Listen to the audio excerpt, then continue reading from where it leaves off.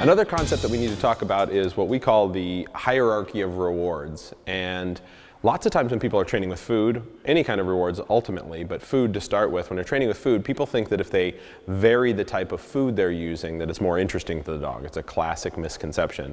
So people will cut up a variety of different kinds of treats and put them in their training pouch and then deliver them randomly.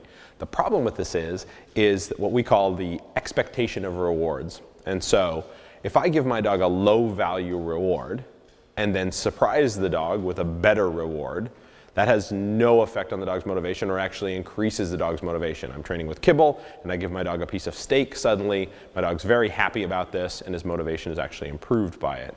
But if I've created an expectation of a higher value reward and then I try to give the dog a lower value reward, they don't like it nearly as much and it's actually demotivating. So if I'm going along and my dog happens to get a good reward early in that sequence and I try to give them a lower value reward, I lose motivation. If I told you I was going to give you $25 to do a job and I gave you 100, you'd be thrilled. If I told you I was going to give you 100 and I gave you 25, you'd be angry or demotivated to work. And it's the same here. So we can jump up in quality of rewards, but we can't jump back down.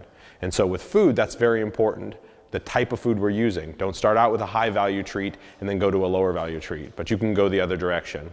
And it's the same with jumping between reward types. So later on in our training, if my dog is more food motivated than toy motivated, and I want him to use a toy, don't give him food and then try to get him to use a toy. And vice versa. If my dog is more toy motivated than food motivated, don't give him a toy and then try to get him to work for food.